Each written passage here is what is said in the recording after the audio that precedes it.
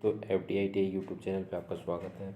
और हम लेके चल रहे हैं छत्तीसगढ़ ITI इलेक्ट्रीशियन इंस्ट्रक्टर का पेपर सॉल्यूशन के लिए, जिसमें हम अभी तक 40वीं क्वेश्चन सॉल्व कर चुके हैं। और जिसने अभी तक पिछली क्लास नहीं देखी वो पिछली क्लास जाके देखें, 40 क्वेश्चन का सॉल्यूशन देखें। और आज जो लेके चल रहे हैं हम वो 41 से लेके चल रहे हैं। तो चलो चलते हैं, नेक्स्ट क्वेश्चन की ओर बढ़ते हैं। 40 का आंसर था हमारा कि टरबाइन में पानी तक पहुंच जाता है। ठीक है, तो नेक्स्ट क्वेश्चन की ओर बढ़ते हैं। क्वेश्चन नंबर हमारा आज का 41 नंबर क्वेश्चन क्या है, देखो कि स्टैंडर्ड वायर गेज SWG। पहली बात तो एक क्वेश्चन आता है SWG की फुल फॉर्म क्या है, तो दिया हुआ इसमें क्या, स्टैंडर्ड वायर गेज। दूसरा क्वेश्चन ये है कि स्टैंडर्ड वायर गेज जो है वो कितनी सीमा तक मापता है। ठीक है, तो वो सब चीज़ दी है इसमें। तो SW कितनी सीमा तक मापता है, 0 से 36, ये हो जाएगा, क्योंकि 0 से 44 नहीं होता है, 42 नहीं होता, 38 नहीं होता। तो हमारा इसका जो राइट आंसर होगा वो 0 से 36 होगा। अब देखो एक चीज़ बताता हूँ कि जो 0 SWG है और 1 है 36 SWG, बस इस दोनों का ध्यान रखना है। 0 जो हो जाए, अगर इंच में पूछता है आपसे तो इंच में पूछता है तो 0.324 इंच हो जाएगा। ठीक है, और यदि 36 का पूछता है तो 0.0076 ये हो जाएगा इंच में। ठीक है, तो दोनों का ध्यान में रखना है। तो इसका जो राइट आंसर होगा वो 0 से 36। चलते हैं नेक्स्ट क्वेश्चन की ओर। नेक्स्ट क्वेश्चन है हमारा कि चुंबकीय पथ के किस भाग के लिए सबसे बड़े MMF की आवश्यकता होती है। मतलब जो चुंबक के प्रभाव होता है, ठीक है, या चुंबकीय फ्लक्स होता है, उसके लिए कौन सा MMF ज़्यादा उत्पन्न होगा।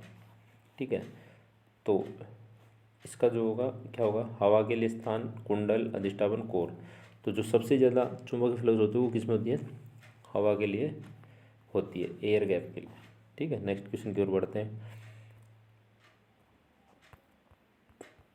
क्वेश्चन नंबर 43 देखते हैं आज। क्वेश्चन नंबर 43 क्या है, सत्य तालिका लॉजिक गेट के संदर्भित करती है। मतलब ये जो ट्रुथ टेबल दी हुई है, उस टेबल किस गेट की है, OR gate, NOR gate, AND gate और नैंड गेट। देखो और गेट जो होता है उसका जो क्या होता है, आउटपुट जो होता है वो क्या होता है, Y बराबर A+B। ठीक है, क्या होता है, A+B। नोर गेट का क्या होता है, Y बराबर 1+B का बार। ठीक है, और एंड गेट का होता है, तो एंड गेट का जो होगा वो होता है Y बराबर A.B, मतलब A × B। और जो नैंड गेट होता है, ठीक है, ये क्या होता है, Y बराबर A.B का बार। ठीक है, अब इनमें से देख लो, पहले ये पता होना चाहिए। तो इस सब का मैंने चारों बता दिया। अब देखो इसमें क्या होता है कि ये जो ट्रुथ टेबल है वो किसकी होती है। ठीक है, तो एक बात बताओ मेरे को, यदि मैं 0 इस पे रखता हूँ इनटू, ठीक है, और इसको 0, तो आउटपुट में क्या होना चाहिए, 0 और 0 को गुणा करोगे क्या आएगा, 0, और 0 का बार क्या होता है, 1, तो ये क्या हो गया, 1। तो ये जो होने वाला है, तो ये किसकी होती है, ट्रुथ टेबल नैंड गेट की। तो इसका जो राइट आंसर होगा वो क्या होगा, इज राइट आंसर। ठीक है, नेक्स्ट क्वेश्चन की ओर बढ़ते हैं। क्वेश्चन नंबर हमारा 44 क्या बोल रहा है कि 5S concept reference the standardise. मतलब 5s संकल्पना में निम्नलिखित में से कौन सा चरण मानकीकरण को इंगित करता है। ठीक है, इसका जो राइट आंसर होगा वो होगा फोर्थ। ठीक है, राइट आंसर तो क्या होगा फोर्थ। अब देखो फर्स्ट जो होता है उसमें क्या आता है, सॉर्टिंग आउट। ठीक है, दूसरे में क्या आता है, सिस्टमेटिक अरेंजमेंट। तीसरे में आता है साइन। चौथे में आता है स्टैंडर्डाइज। और जो फिफ्थ चरण होता है, मतलब स्टेप फिफ्थ होती है, उसमें आता है सेल्फ डिसिप्लिन। ठीक है, तो ये 5 होते हैं, तो इनको याद रखना है। और एक होता है 5 ES। ठीक है, तो आप इसको भी देख लेना। चलते हैं नेक्स्ट क्वेश्चन की ओर आगे बढ़ते हैं। क्वेश्चन नंबर हमारा है 45। 45 क्या है, तंतु लैंप। एक फिलामेंट लैंप जो होता है उसका तापमान कितना होता है, तापमान कितना होता है, 2300 डिग्री सेंटीग्रेड होता है इसका तापमान। ठीक है, नेक्स्ट क्वेश्चन की ओर बढ़ते हैं। क्वेश्चन नंबर हमारा है 46। 46 हमारा क्या बोल रहा है कि क्लास ए एम्पलीफायर का मुख्य लाभ क्या है। क्लास ए एम्पलीफायर का मुख्य लाभ क्या है, तो पहला है शोर अनुपात हानि की न्यूनतम सिग्नल, और दूसरा है न्यूनतम विकृति, तीसरा है अधिकतम धारा लाभ, चौथा है अधिकतम वोल्टेज लाभ। तो जो हमारा 46 नंबर है इसमें क्या होता है कि न्यूनतम डिस्टोरेशन होता है। ठीक है, न्यूनतम विकृति होती है, जिसका राइट आंसर क्या हो जाएगा, बी हो जाएगा। नेक्स्ट क्वेश्चन की ओर लिए बढ़ते हैं। डीसी श्रृंखला मोटर मतलब एक सीरीज मोटर है, कुछ भार के साथ शुरू करने की सलाह दी जाती है, जिससे मतलब ये क्या है, सीरीज मोटर, इसमें मोटे तार और कम टर्न होती है, ये आर्मेचर, ये क्या हो गई सीरीज मोटर। तो इस सीरीज मोटर को हम क्या करते हैं, किसी लोड की सहायता से चलाते हैं। बिना लोड चलाएंगे तो क्या होती है, इसकी गति बहुत ज़्यादा होती है। तो डी श्रृंखला कुछ भार के साथ शुरू करने की सलाह दी जाती है, जिससे प्रवाह समिति रहे, मतलब लिमिट द फ्लक्स, फ्लक्स का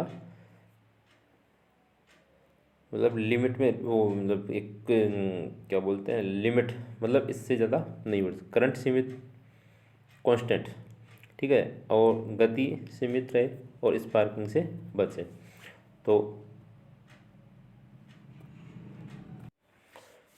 तो इसका क्या होगा कि जैसे लोड से संयोजित करेंगे तो गति क्या हो जाएगी, सीमित हो जाएगी, और नो लोड रहेगी तो करंट क्या हो जाती, वो गति क्या हो जाती है, इनफाइनाइट भी हो सकती है। ठीक है, तो इसका राइट आंसर जो होगा सीज हो जाएगा। नेक्स्ट क्वेश्चन की ओर बढ़ते हैं। क्वेश्चन नंबर आ रहा है 48। देखो 48 क्या है कि 1 मिली एम्पियर मीटर कि 10 मिली एम्पियर मापने के लिए आवश्यक शंट प्रतिरोध की गणना कीजिए। ये क्वेश्चन थोड़ा सा इसमें जो है ना मान का मिसप्रिंट हो गया है, जबकि क्वेश्चन यह है कि 1 मिली एम्पियर। ठीक है, तो आई क्या होगा इसकी, 1 मिली एम्पियर है, तो 1 मिली एम्पियर में क्या होता है, 10⁻³ होता है। ठीक है, अब जो शंट प्रतिरोध दिया है, इससे पहले क्या है, जो कुंडली होती है उसका प्रतिरोध नहीं दिया हुआ है इन्होंने, कुंडली का प्रतिरोध। तो ये कुंडली का प्रतिरोध जो होता है ना, वो है इसमें 27 ओम। कितना है, 27 ओम। ऐसा कैसा क्वेश्चन ये दिया हुआ है, किस में दिया हुआ है, नियमी की असाइनमेंट में। ठीक है, तो इसमें से ये थोड़ा मिस्टेक है। तो अब देखो इसका जो 27 ओम है कुंडली का, वो देखो, तो यहाँ हमने क्वेश्चन को पूरा कर दिया। इसमें जो कुंडली का प्रतिरोध है वो क्या है, इतना 27। ठीक है, 27 रखना पड़ेगा। तो अब इससे पहले क्या करते हैं, जो शंट प्रतिरोध निकालते हैं, तो RSH बराबर क्या होता है, RSH बराबर होता है RM(n-1). ठीक है, क्या हो जाता है, n-1। ये किसमें है, ओब्लिक बटे में आएगा ये, है ना। ठीक है, किसमें, बटे में। तो इस तरह हो जाएगा कि देखो 1 मिनट,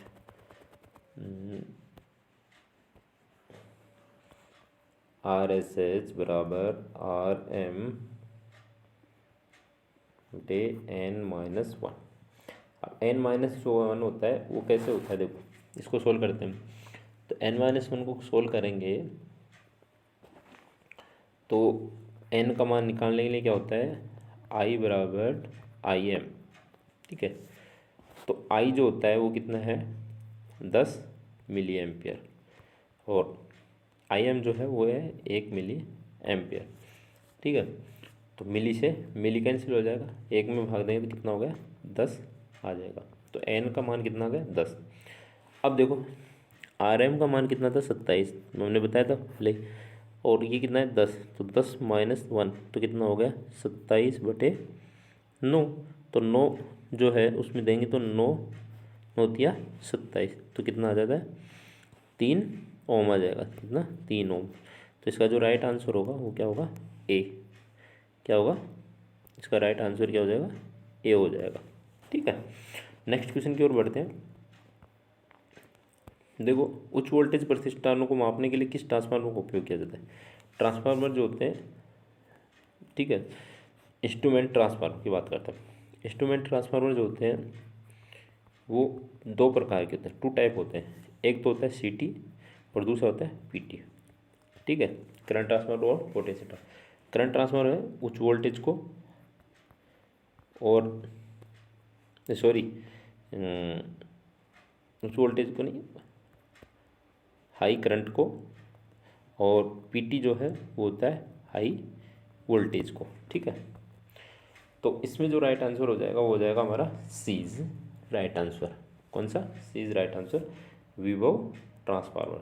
अगर हाई करंट के लिए पूछे तो करंट ट्रांसफार्मर बता देना। नेक्स्ट क्वेश्चन की ओर बढ़ते हैं। यूपीएस के बैकअप समय को बढ़ाया जा सकता है। यूपीएस की केवीए रेटिंग, बैटरी की एच क्षमता बढ़ा के, बैटरी की एच क्षमता घटा के, इनमें से कोई नहीं। तो इसका जो राइट आंसर हो जाएगा वो बैटरी की एच क्षमता बढ़ा के, right answer is B is right answer हो जाएगा। नेक्स्ट क्वेश्चन की ओर बढ़ते हैं। एसी पावर ट्रांसमिशन का फ़ायदा क्या है, मतलब एसी जो ट्रांसमिशन लाइन होती है उसका क्या फ़ायदा होता है। नगण्य कोरोना नुकसान, ट्रांसमिशन लाइनों पर न्यूनतम तनाव, ट्रांसमिशन लाइनों में कम वोल्टेज ड्रॉप, वोल्टेज को स्टेप अप किया जा सकता है और स्टेप डाउन किया जा सकता है। तो इसका राइट आंसर जो होगा वो होगा डी इज राइट आंसर, कि वोल्टेज को हम क्या कर सकते हैं स्टेप अप भी कर सकते हैं और स्टेप डाउन भी कर सकते हैं ट्रांसमिशन में, ठीक है। नेक्स्ट क्वेश्चन के लिए और बढ़ते हैं।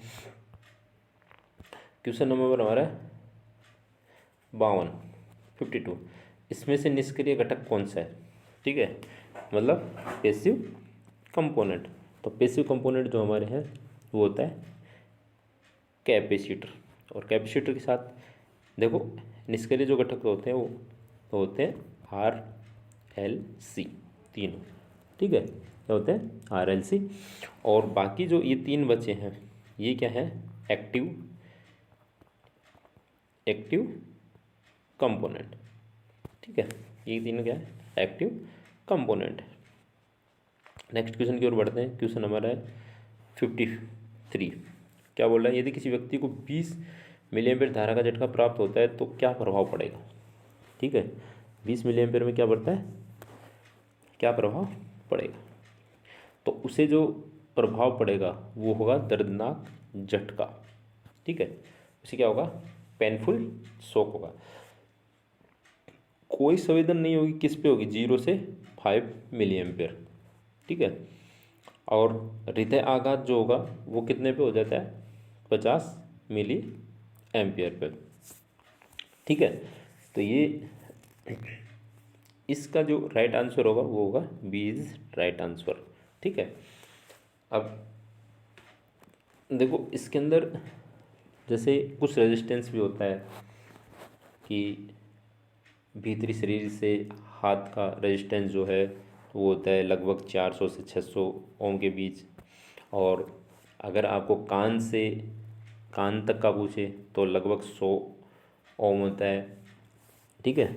तो ये कुछ रेजिस्टेंस है, तो इसका भी ध्यान में रख लेना। आगे बढ़ते हैं नेक्स्ट क्वेश्चन की ओर। क्वेश्चन नंबर हमारा कि किसी भंजक परिपथ में, किसी परिपथ भंजक का उपयोग 100 एम्पियर की रेटिंग से ऊपर किया जाता है। एमसीबी, ईएलसीबी, एमसीसीबी और आरसीसीबी। ठीक है, तो इनमें जो उपयोग किया जाता है वो किसका कर सकते हैं हम? MCCB. Right answer is MCCB. ठीक है, एमसीबी का उपयोग कर सकते हैं हम 63 एम्पियर। ठीक है, 63 एम्पियर तक करते हैं। और अर्थ लीकेज सर्किट ब्रेकर जो है ये किसके लिए करते हैं? लीकेज करंट के लिए। ठीक है, किसके लिए करते हैं? लीकेज करंट के लिए। और आरसीसीबी और ईएलसीबी दोनों लगभग सेम ही होती हैं। ठीक है, तो नेक्स्ट क्वेश्चन की ओर बढ़ते हैं। इस क्वेश्चन का जो राइट आंसर हो जाएगा वो हो जाएगा क्या? सी। नेक्स्ट क्वेश्चन की ओर बढ़ते हैं। क्वेश्चन नंबर है 55। क्वेश्चन क्या बोल रहे हैं? घरेलू वायरिंग में स्विच और सुरक्षात्मक उपकरण के लिए किस सर्किट ब्रेकर का उपयोग करते हैं? ठीक है, किस सर्किट ब्रेकर का उपयोग करते हैं? तो सबको पता है कि घरेलू वायरिंग में किसका प्रयोग करते हैं? एयर सर्किट ब्रेकर का करते नहीं है, मोल्डेड का करते नहीं है, अर्थ लीकेज का करते नहीं है। तो कौन सा आ जाएगा? MCB circuit breaker. B is right answer. ठीक है, नेक्स्ट क्वेश्चन की ओर बढ़ते हैं। क्वेश्चन नंबर हमारा 56 क्या बोल रहा है कि 220 वोल्ट 3 फेज वोल्टेज के संतुलित डेल्टा से जुड़े हुए फेज विशुद्ध का मतलब है शुद्ध रूप से प्रतिरोध भार पर लागू होता है। सक्रिय शक्ति के लिए प्रतिक्रिया शक्ति का अनुपात क्या होगा? तो मतलब ये बोल रहा है कि एक्टिव पावर और रिएक्टिव पावर के शक्ति का अनुपात क्या होगा। ठीक है, तो इन दोनों का जो होगा वो राइट आंसर इज बी होगा। देखो कि यहाँ देखो क्या दे रखा है? फेज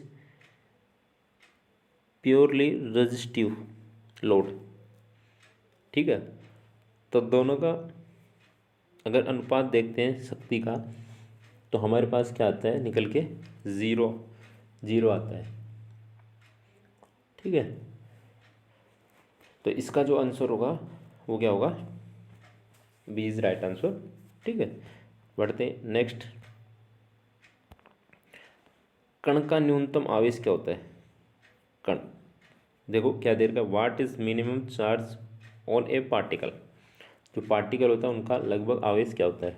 ठीक है, तो 1 coulomb 1.6 into 10⁻⁻19 coulomb, 3.2 into 19 coulomb, 6.6 into 10⁻⁻19 coulomb. तो इसमें जो एक कण होते हैं, एक पार्टिकल्स जो होते हैं वो किसके बराबर होते हैं? 1.6 इंटू 10⁻⁻19 कूलाम के बराबर होती है। तो इसका राइट आंसर क्या हो जाएगा? बी। चलते हैं नेक्स्ट क्वेश्चन की ओर। क्वेश्चन नंबर है 58। क्लिट वायरिंग में खांचे बने होते हैं। क्लिट वायरिंग जो होती है वो खांचे किसके बने हुए? Crew in the cleat wiring of the made of.